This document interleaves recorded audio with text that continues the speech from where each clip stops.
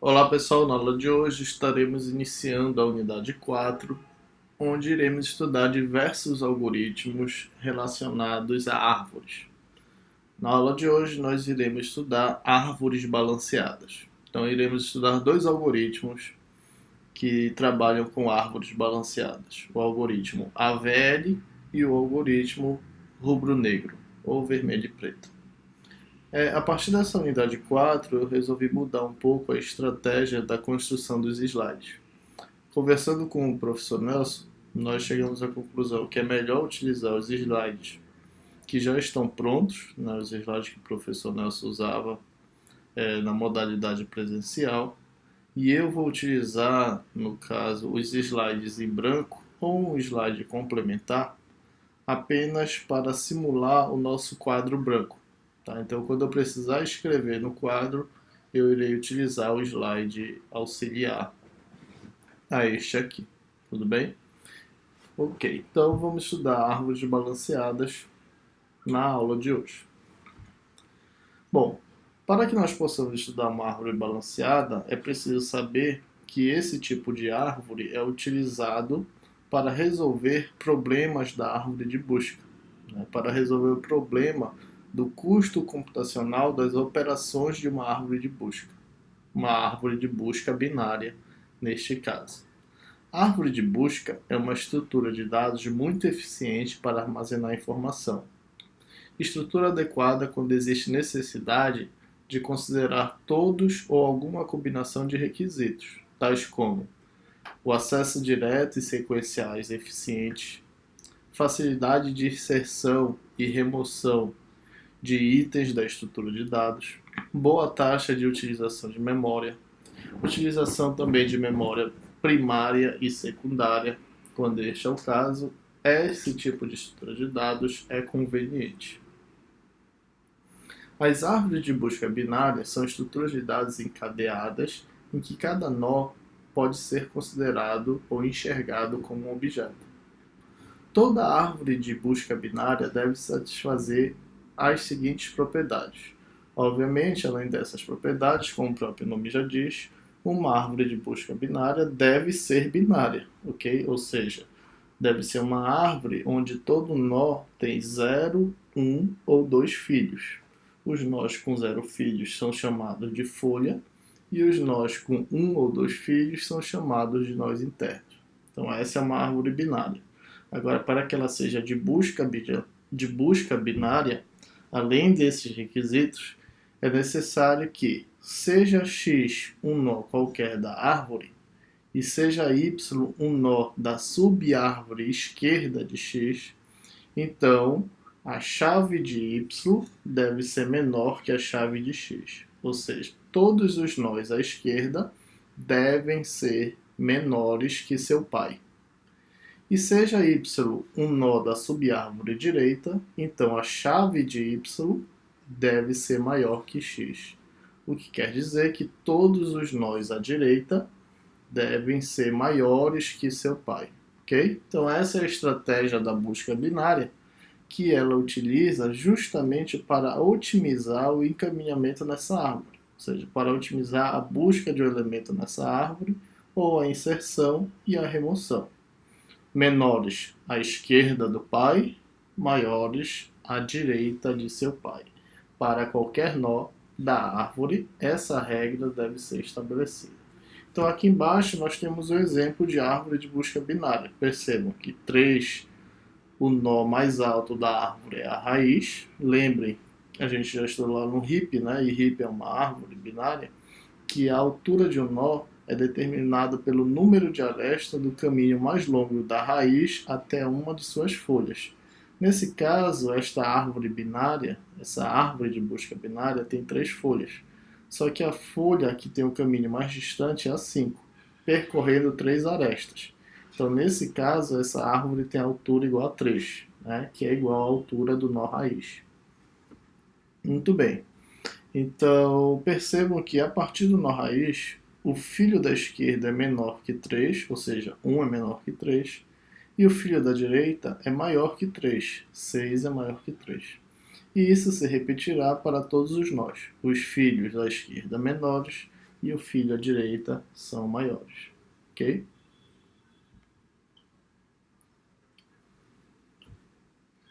Dada essa estratégia da árvore de busca binária, a busca, por exemplo, considerando essa árvore, pela chave 4, seria realizada a partir do encaminhamento da raiz e, seguindo a regra, ele consegue, então, determinar o caminho que ele deve seguir.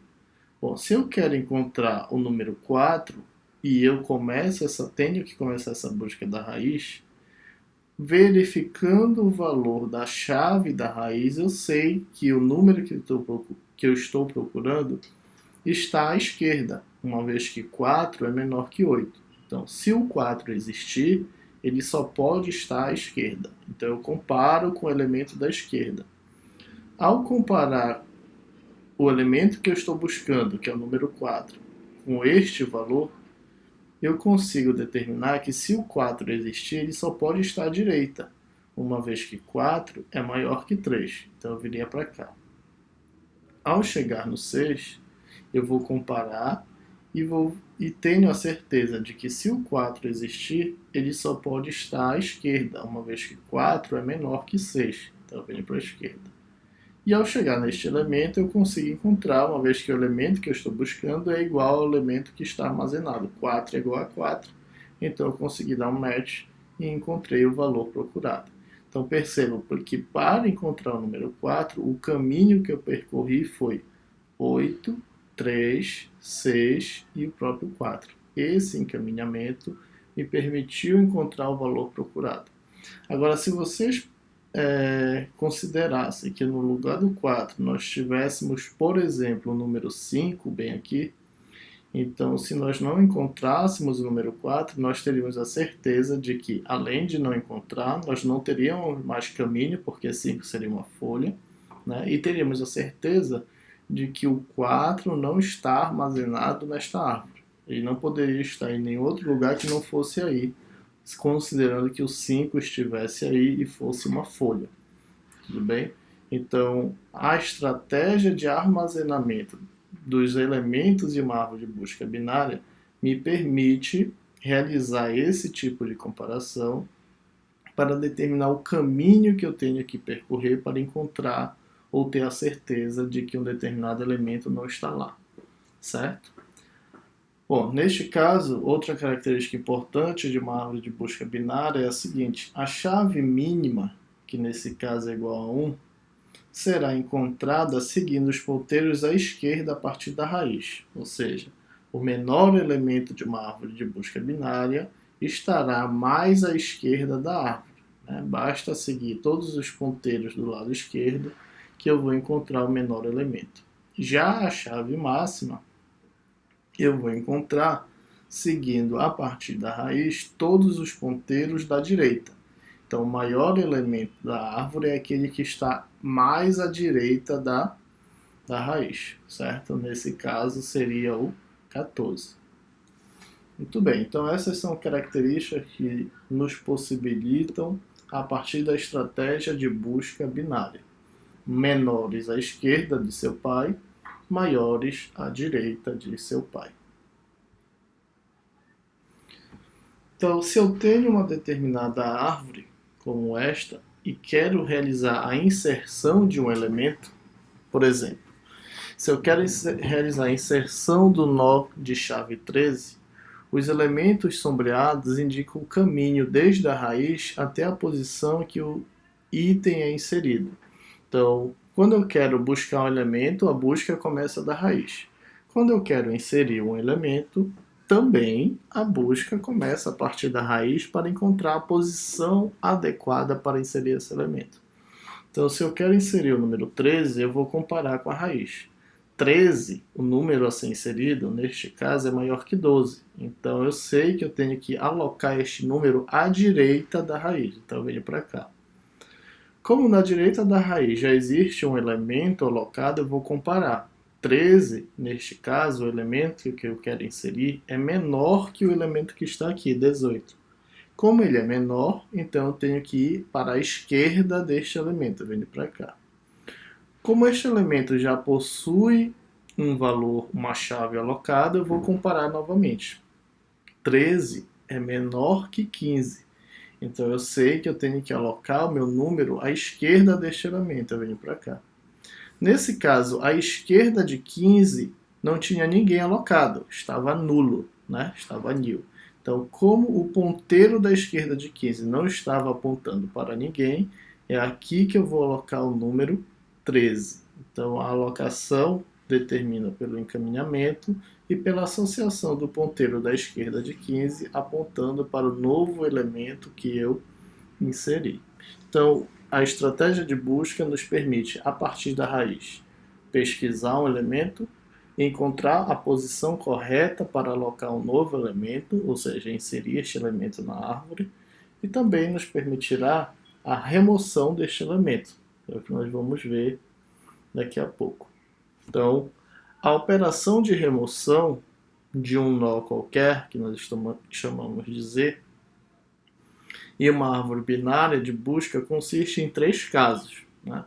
A busca e a inserção, tudo bem, é só seguir o encaminhamento. Agora, a remoção, nós temos 3 casos a levar em consideração. Se o nó que eu quero remover for uma folha, ou seja, se Z não tem filhos, então basta modificar o pai de Z para que este aponte para nil, ou seja, para nulo. Então, se o nó que eu quero remover for uma folha, basta modificar o ponteiro do pai para nulo. É o caso A. Então, vamos verificar um exemplo de remoção de um nó folha. Tudo bem? Então, vou abrir aqui o slide. Então, vou caso A. Exemplo de remoção de um nó folha. Deixa eu habilitar a caneta.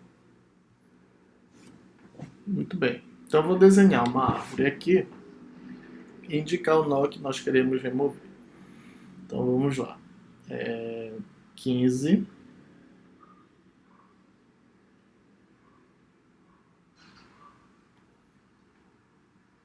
5.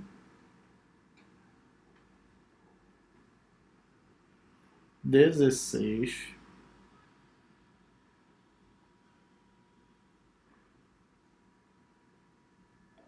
3.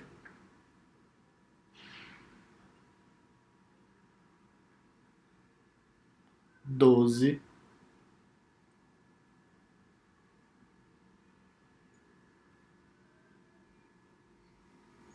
20.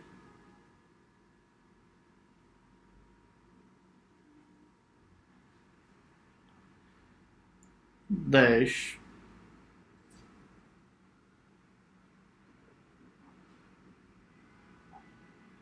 13.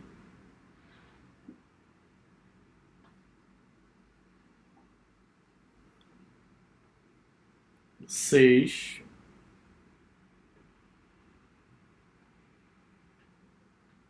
7.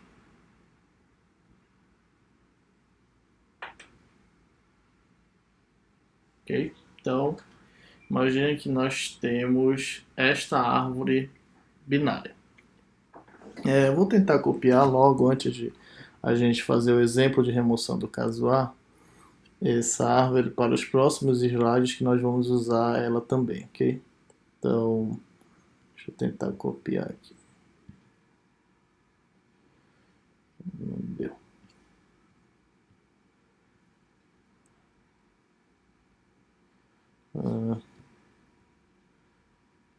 Acho que agora vai. Deixa eu tentar colocar isso. Ok, então já tenho a árvore desenhada nos 3 casos. Ok, então vamos lá para o caso A. Se Z não tem filhos, ou seja, se Z é uma folha e eu quero removê-la, basta modificar o pai de Z para que ele aponte para nil. Então imagine que nessa árvore nós queremos remover o 13. Observe que o 13 é uma folha, certo? 13 não tem filhos. Então o que a gente precisa fazer neste caso? Remover o 13 significa fazer com que o ponteiro do seu pai, ou seja, o ponteiro da direita do 12, seja apontado para nil, seja apontado para lugar nenhum. Visualmente, a gente costuma representar o nil desta forma. apontado para nil. Ok? Então ele significa que esse é um ponteiro que está vazio. Então esse é o caso A. Vamos ver o caso B. O caso B, se Z possui apenas um filho, Z é quem eu quero remover, e ele possui apenas um filho, fazemos o pai de Z apontar para o filho de Z. Então este é o caso B, quando o nó a ser removido possui apenas um filho. Vamos verificar aqui o caso B. Então, considerando a mesma árvore original, imaginem que eu quero remover... esqueci de dois nós aqui. Vou desenhar aqui, só para ficar igual ao exemplo do slide do Nelson. 18 e o 23.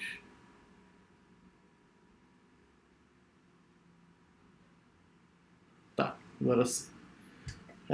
Então, imagine nesse exemplo, considerando esta árvore binária, que eu queira remover o número 16, ou seja, o nó cuja chave é igual a 16. Então, eu quero remover este nó. Observe que este é o caso B, porque o nó que eu quero remover, que eu estou chamando de Z, ele possui apenas um filho, que é o 20. Então, o que a gente precisa fazer? Fazer com que o pai de Z... Quem é o pai de Z? 15, ou seja, que o 15 aponte para o filho de Z. Quem é o filho de Z? 20. Então, eu tenho que fazer com que o 15 aponte para o 20. Então, fazer o 15 apontar para o 20 nada mais é do que remover este cara aqui e fazer com que este pessoal aqui venha aqui para cima.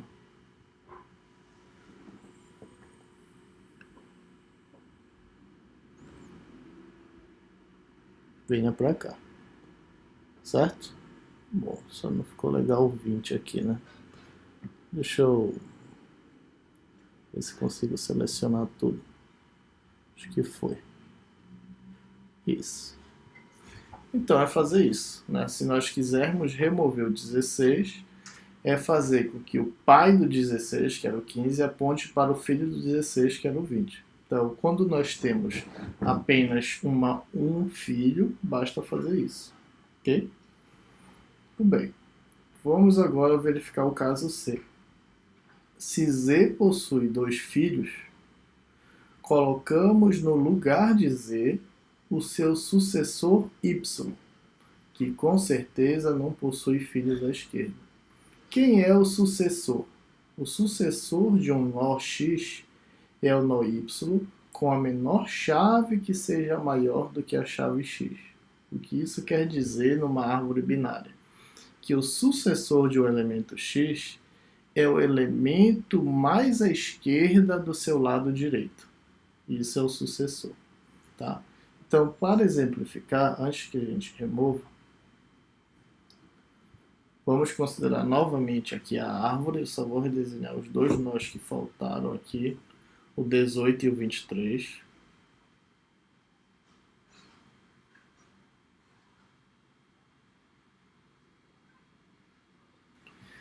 E vamos lá, vamos exemplificar essa história do sucessor removendo, por exemplo, o número 5, o nó cuja chave é 5. Eu quero tirar este cara. Então, quem é o sucessor dele? Olha, o sucessor de x é o elemento y que está à direita dele, certo? Então, um desses caras vão ser o sucessor de x. Mas quem é o sucessor?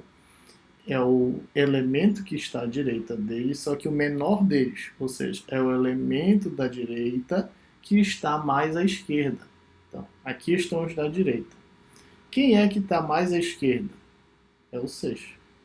Então, nesse caso, o sucessor de x é o menor dentre os maiores que x. Porque no lado direito, perceba, são todos os números que são maiores que seu pai, ok? Pela regra da busca binária. Então, o sucessor de x é o menor elemento que é maior que ele. Então, quem é o menor elemento que é maior que 5? É o 6, que é o que está mais à esquerda do lado direito de x. Então, nesse caso, o que eu tenho que fazer? Colocamos no lugar do elemento que eu quero remover o seu sucessor. Então, este 6 ele vai sair daqui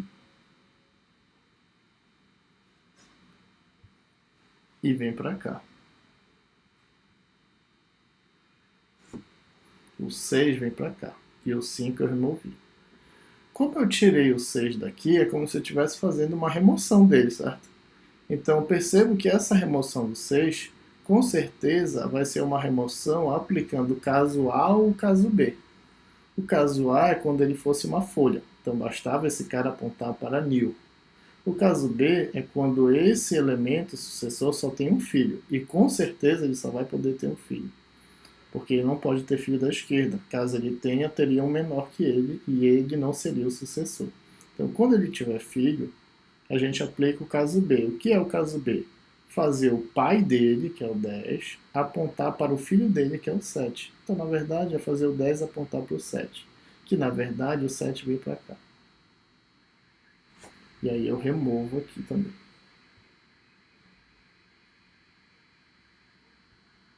Tá?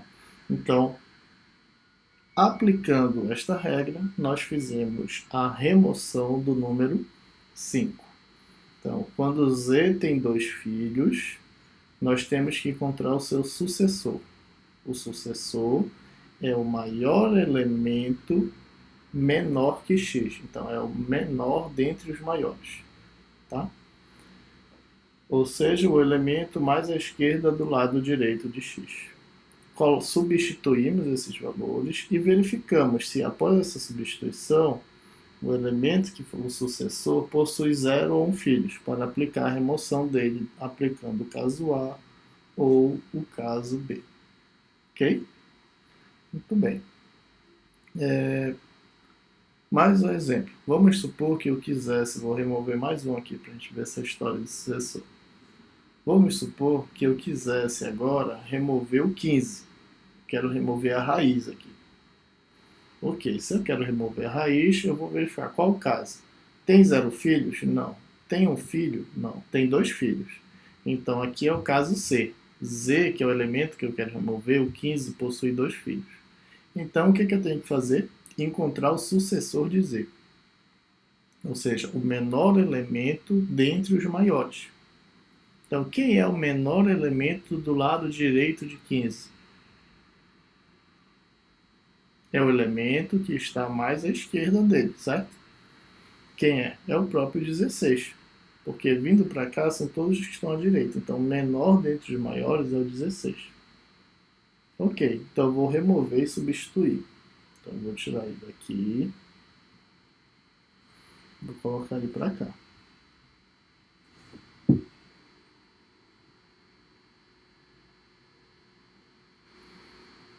Como eu removi ele, o que eu vou ter que fazer? Fazer com que o pai dele, que era esse cara, aponte para o filho dele, aponte para o 20. Então, é como se eu estivesse removendo esse pessoal e fazendo essa ligação, ou arredando todo mundo lá para cima.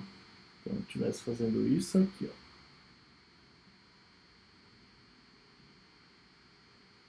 Ok? Ficou meio grudado aqui, mas era isso. Então, essa é a regra de remoção do sucessor. O sucessor é o menor elemento do lado direito do nó que eu quero remover. Muito bem.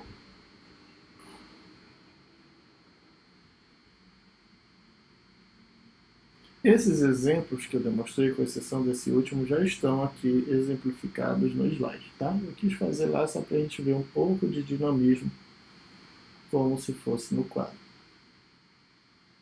Como visto, a árvore de pesquisa binária admite operações de conjuntos dinâmicos. Seleção, que é buscar um elemento, inserção, remoções e qualquer outra operação que se queira. Encontrar o maior, por exemplo, basta ir para o elemento mais à direita da árvore. Encontrar o menor, basta ir para o elemento mais à esquerda da árvore.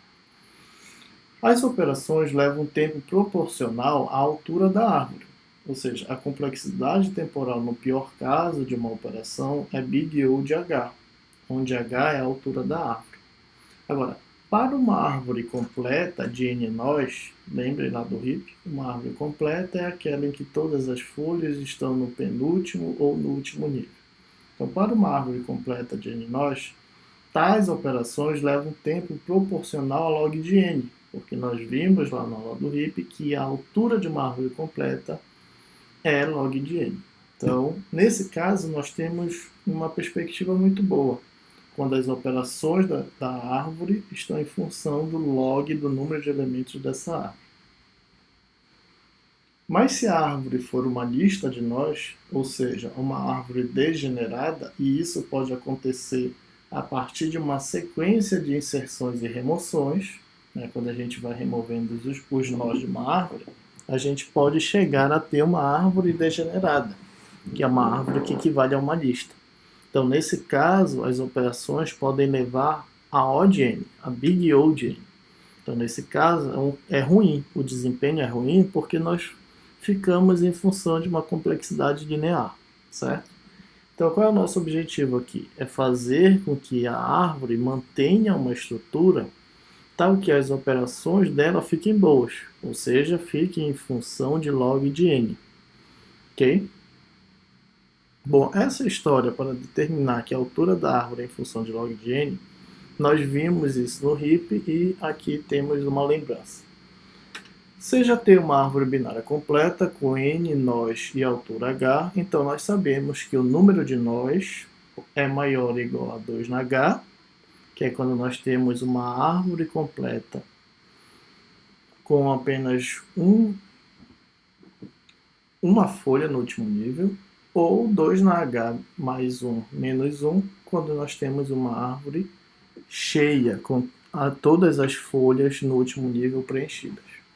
O valor n de 2 na h mais 1 menos 1 ocorre quando a árvore é cheia. Nesse caso, basta observar que o número de nós em um dado nível é igual ao dobro do anterior. O valor n de 2 na h corresponde ao caso em que há apenas um nó no último nível de t. Nós já fizemos essa demonstração na aula do RIP, tá? Então eu não vou fazer novamente. Se você não lembra, você pode assistir lá a aula anterior e relembrar esses casos da número de nós da árvore em função da altura, para a árvore completa e para a árvore cheia. Com isso, conclui-se que a altura é menor ou igual a log de n, ou seja, a altura é big O de log de n.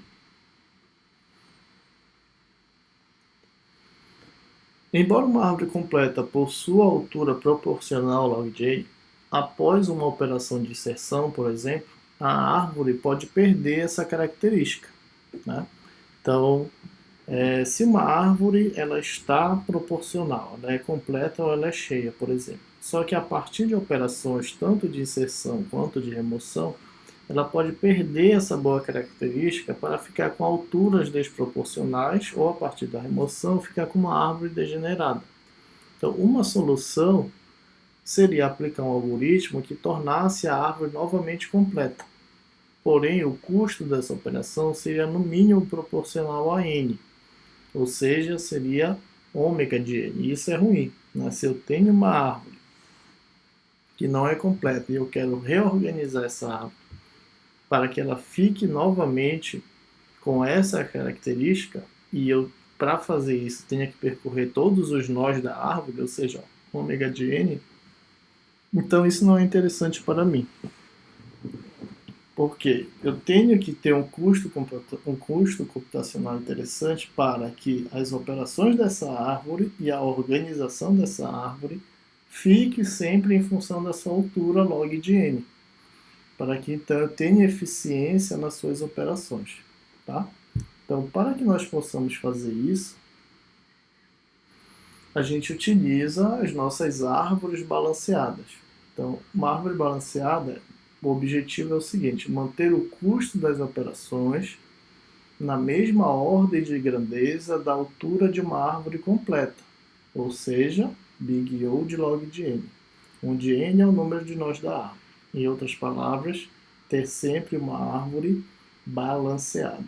Então percebo que uma árvore balanceada é aquela em que o custo computacional das operações é proporcional a uma altura de uma árvore completa. Mas não significa que uma árvore balanceada tem que ser completa. é o que temos em seguida. Mas para uma árvore ser balanceada, ou seja, H igual a Big O de log de N, ela precisa ser completa? Não necessariamente. Tá? Nós vamos ver, por exemplo, que árvores rubro-negra são árvores balanceadas. O que isso quer dizer?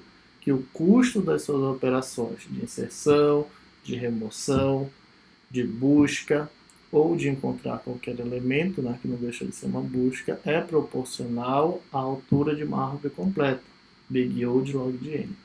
E o custo para balancear esta árvore, ou seja, após uma inserção e uma remoção, para organizar esta árvore, também é Big O de log de N.